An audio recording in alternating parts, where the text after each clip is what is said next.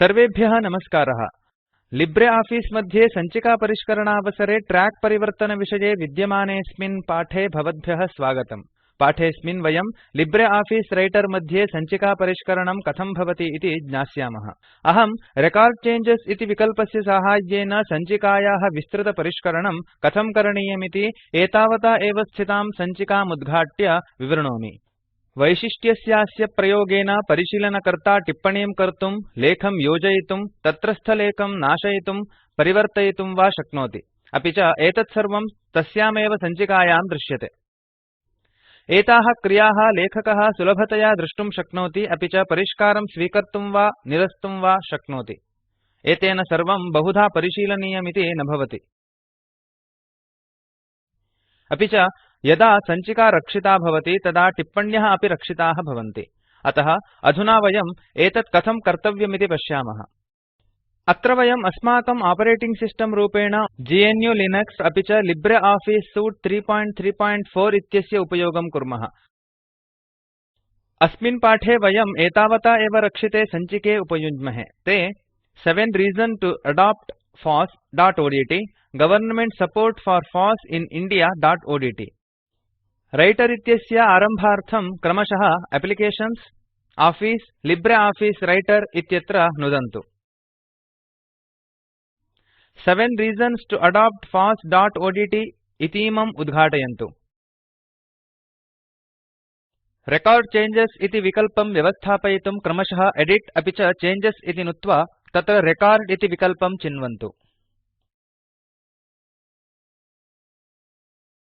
Show इति विकल्पमपि चिन्वन्तु। एतेन प्रत्येकमपि परिष्कारः रक्षितः भवति। सञ्चिकायां द्वितीयांशं योजयामः। वयं द्वितीयांशं गत्वा Linux is a virus resistant operating system since each user has a distinct data space and cannot directly access the program files इति टङ्कयामः।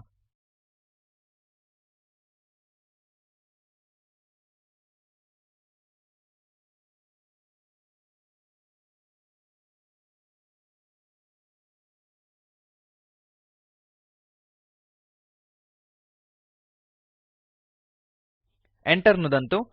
एतेन एतावता एव यः द्वितीयांशत्वेन अस्ति सः तृतीयांशः भवति। पश्यन्तु, अधुना अस्माभिः लिखितलेखः अपरवर्णे अस्ति। अस्य लेखस्य उपरि मौस् स्थापयन्तु। भवन्तः समयदिनाङ्काभ्यां सह Inserted श्रीरञ्जनी इति सन्देशं पश्यन्ति। अर्थात् सञ्चिका टिप्पणीकर्तॄन् सर्वान् सङ्गृह्णाति इति। अत्र लिब्रे आफीस् इत्यस्य संस्थापनसमये यत् नाम दत्तं तन्नाम दृश्यते। प्रथमपङ्क्त्याम् अवेलेबल इत्येतत् परिष्कुर्वन्तु। भवन्तः अत्र परिष्कारं पश्यन्तः सन्ति। प्रथमांशे विद्यमानं it can be installed on all computers without restriction or needing to pay license fees to vendors इति वाक्यं नाशयन्तु। पश्यन्तु, अत्र यद् वाक्यं वयं नाशितवन्तः तद्वाक्यं नष्टं न अभवत्, किन्तु नाशयितुं सूचयन्ती काचित् रेखा दृश्यते। अधुना तस्योपरि कर्सर् स्थापयन्तु। तत्र वयं समयदिनाङ्काभ्यां सह डिलीटेड् रञ्जनी इति सन्देशं पश्यामः। एवमेव योजनं, नाशनं, परिवर्तनम् इत्यादिभिः द्वारा वयं सञ्चिकामेकां परिष्कर्तुं शक्नुमः। एकामेव सञ्चिकाम् अनेके अपि परिष्कर्तुं शक्नुवन्ति। येलो रैटर प्रत्येकमपि परिष्कारं विविधवर्णैः द्योतयति। एतेन पाठकः विविधविमर्शकान् अभिज्ञातुं शक्नोति। परिष्कृतलेखस्य उपरि कर्सर् नयनेनापि वयं परिष्कर्तृनाम द्रष्टुं शक्नुमः। अहमधुना गुरुः इत्यनेन एतावता एव परिष्कृतां सञ्चिकाम् उद्घाट्य इदं विवृणोमि। Government Support for FOSS in India.odt इति लेखसञ्चिकाम् उद्घाटयन्तु। अस्यां सञ्चिकायां वयम् एतावता एव कृतान् परिष्कारान् द्रष्टुं शक्नुमः। तेषामुपरि कर्सर् नयनेन ते परिष्काराः गुरुः इत्यनेन कृताः इति ज्ञायते। अधः अपरमेकम् अंशम् एवं योजयन्तु। CDAC, NIC, NRC FOSS are institutions of Government of India which develop and promote FOSS.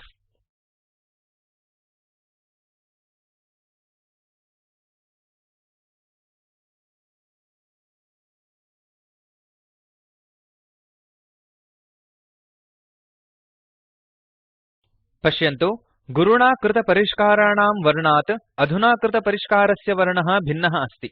एतस्य उपरि कर्सर् नयनेन Inserted रञ्जनी इति सन्देशं वयं पश्यामः। एवमेव एकामेव सञ्चिकां बहवः परिष्कर्तुं शक्नुवन्ति। एतां सञ्चिकां न रक्षयित्वा पिदधतु।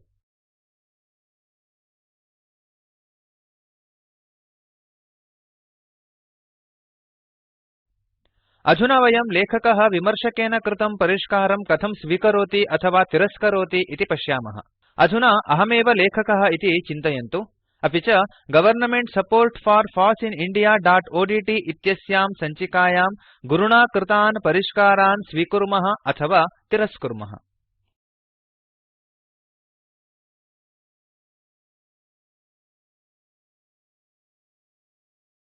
द्वितीयांशं गत्वा तत्र रीजन्स् इति नाशितस्य लेखस्य उपरि रैट क्लिक कृत्वा तत्र एक्सेप्ट चेंजेस् इति चिन्वन्तु। पश्यन्तु विमर्शकेन सूचिता नाशनप्रक्रिया अङ्गीकृता, लेखः नष्टः च।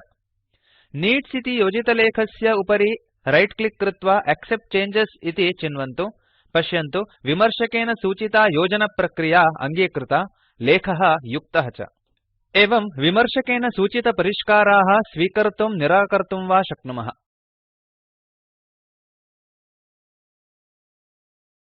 प्रथमम् अंशं गत्वा तत्र The OpenOffice document standard has been notified under this policy इति नाशितलेखस्य उपरि रैट क्लिक कृत्वा तत्र Reject changes इति चिन्वन्तु।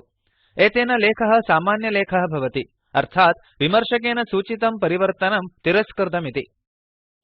पञ्चमम् अंशं गत्वा तत्र government schools in these states and in Orissa, Karnataka and Tamil Nadu learn Linux इति वाक्यस्योपरि रैट क्लिक कृत्वा तत्र रिजेक्ट चेंजेस् इति चिन्वन्तु। एतेन विमर्शकेन योजितं वाक्यं नष्टं भवति। एवं विमर्शकेन सूचितपरिष्काराः स्वीकर्तुं निराकर्तुं वा शक्नुमः।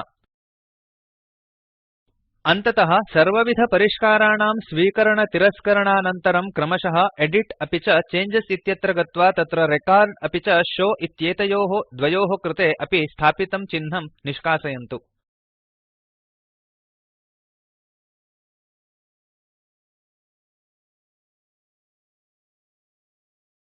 यदा चिह्नं निष्कासयामः तदा अग्रिमाः न केऽपि परिष्काराः दृश्यन्ते।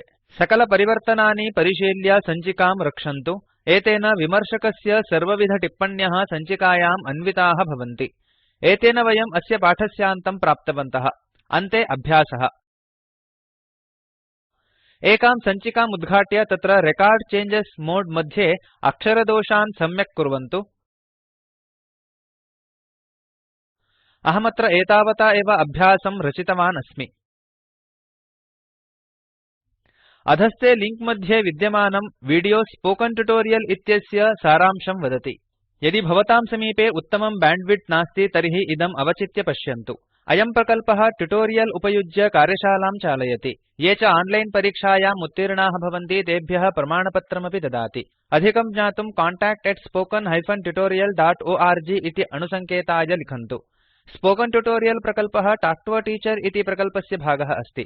प्रकल्पमिमं राष्ट्रियसाक्षरता मिशन ICT MHRD भारतसर्वकारः इति संस्था समर्थितवती अस्ति। अधिकविवरणार्थं spoken-tutorial.org/nmeict-intro इत्यत्र पश्यन्तु। पाठस्यास्य अनुवादकः प्रवाचकश्च IIT बाम्बेतः वासुदेवः। धन्यवादः।